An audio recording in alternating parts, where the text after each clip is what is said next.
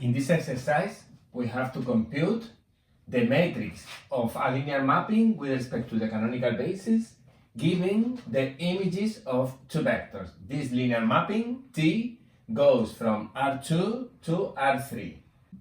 The second part of the exercise asks about the Cartesian equation of the image of this subspace. First, to compute the matrix of T with respect to the canonical basis, observe that basis comes in plural. It means that there are two canonical bases, one in the domain in R2 and another one in the codomain R3. So we have to compute the matrix of T with respect to the canonical basis of R2 and the canonical basis of R3.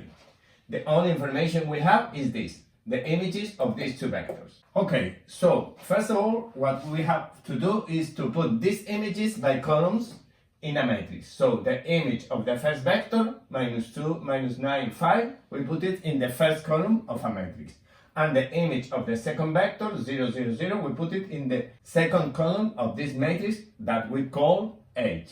Observe that these two vectors, -2, 1 and 3, 3, have to be a basis. If not, we cannot do the exercise. We need at least to determine a linear mapping the image of vectors which form a basis of the domain. In this case, these two vectors, -2, 1 and 3, -3, are a basis of R2. We call this basis B. This matrix H is the matrix of T with respect to B and B canonical. Why? Because this basis B comes from the fact that the images we have computed here are the images of these two vectors which form basis B.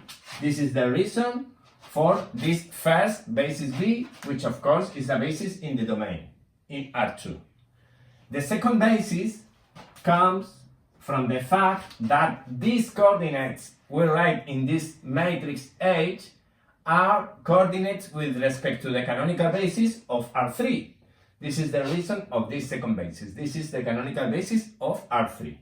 Remember that all of these four vectors are given with respect to the canonical basis because we don't say anything. There is an agreement in general in mathematics that when we don't say anything about the coordinates of a vector, we are giving that coordinates with respect to the canonical basis. These two vectors are given with respect to the canonical basis of R2, and these two ones, the ones we put in the columns of matrix H, are given with respect to the canonical basis of R3. This is the reason of the second basis here. We construct this diagram. We have this matrix H, which is the matrix of the linear mapping T with respect to B and B canonical, where B is this basis. And we have to compute what is asked in the exercise, which is the matrix of T with respect to B canonical of R2 and B canonical of R3. Remember that in the vertical arrows of this diagram we have to write the transition matrices. In this case, the transition matrix from basis B to B canonical, we call it P. And here we have to write the transition matrix from B canonical to B canonical.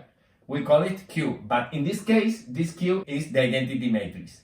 Why? Because here we have the same basis as here. So the transition matrix is the identity matrix of R3. And here, the transition matrix from B to B canonical, remember that this matrix is a size 2 matrix and contains by columns the coordinates of vectors of B, basis B, with respect to B canonical. As I said before, these coordinates are given with respect to the canonical basis. So in order to obtain matrix P, the only thing we need to do is to write these two vectors by columns.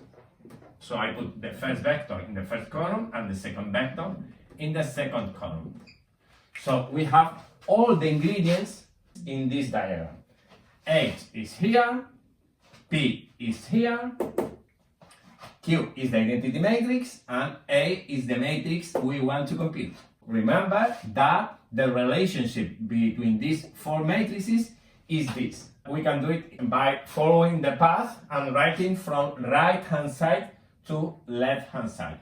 First, in order to compute A, we can follow this path. First, it applies the inverse of P because we are going in the converse direction. So, inverse of P. Second, it applies H.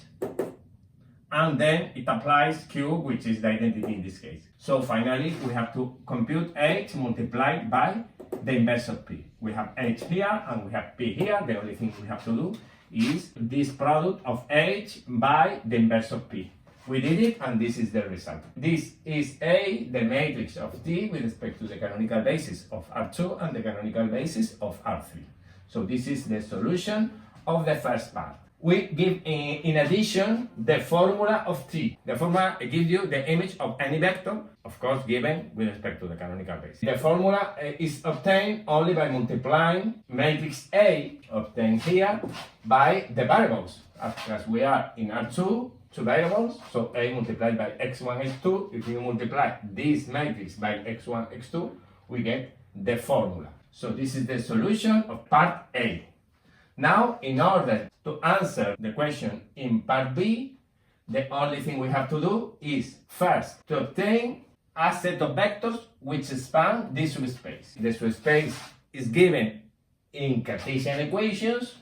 We write directly the parametric equation by solving that system, which is very easy. Only one parameter, and the coefficient of the parameter give you a set of vectors, in this case a set of one vector which spans the subspace W, which is a subspace of the domain, of course. Now we have to compute the image, because the exercise asks about the image of that subspace, which will be a subspace of the codomain. There is a theorem we have studied that says that the image of a subspace by a linear mapping is a subspace, and the image of any set of vectors which span the subspace spans the image of the subspace. So the image of this vector spans the image of the subspace. This is what we applied here.